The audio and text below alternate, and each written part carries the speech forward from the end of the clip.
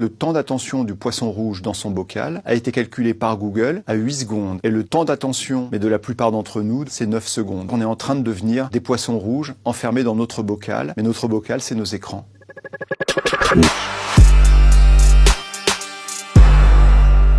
Il y a eu une étude qui disait qu'au-delà de 30 minutes passées par jour sur les réseaux sociaux, la santé mentale des plus jeunes était menacée. Et sur le téléphone portable en France, on y passe pas loin de 2 heures et on pense que ce temps va doubler d'ici 2 ans. Est-ce que ça nous rend fous? Sans doute un peu, en tout cas ça nous rend dépendants.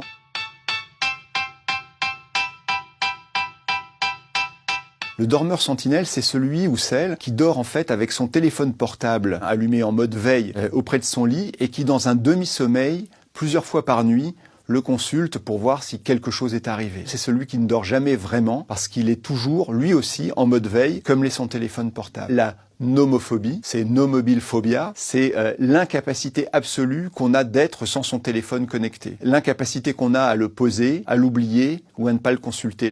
Le snubbing, ça vient de phone et snubbing, c'est-à-dire que je snobbe les gens qui sont autour de moi parce que je me consacre à mon téléphone. Regardez les temps de repas que vous pouvez avoir entre amis, en famille. Le snubbing, c'est typiquement je consulte mon téléphone portable alors que tu es avec moi, que tu me parles et pourtant toute mon attention est attirée vers cet écran. Il y a un syndrome plus compliqué, presque prédépressif, qui s'appelle l'assombrissement. C'est quand vous commencez à avoir l'habitude de rechercher ce que fait un profil, de vos amis en ligne. Vous ne pouvez pas vous empêcher de le suivre, de le traquer, de savoir ce qui se passe. On parle d'assombrissement parce que petit à petit, ça vous écarte de la réalité de la vie pour vous plonger dans une sorte d'obsession quant au comportement de cette personne en ligne. Au début, les réseaux sociaux, tous ces outils-là nous permettaient d'avoir plusieurs identités et c'était une liberté, c'est toujours une liberté qui nous est donnée. Mais de temps en temps, cette liberté nous entraîne vers la schizophrénie de profil, c'est-à-dire qu'on a tellement d'identités différentes qu'on ne sait plus très bien se situer soi-même par rapport à ces profils-là. Il y a un syndrome qui s'appelle l'atasagoraphobie, c'est la peur d'être oublié. Dans les réseaux que nous occupons, elle se manifeste par un contrôle permanent quant à savoir si vous avez été liké, si vous avez été sharé, donc partagé,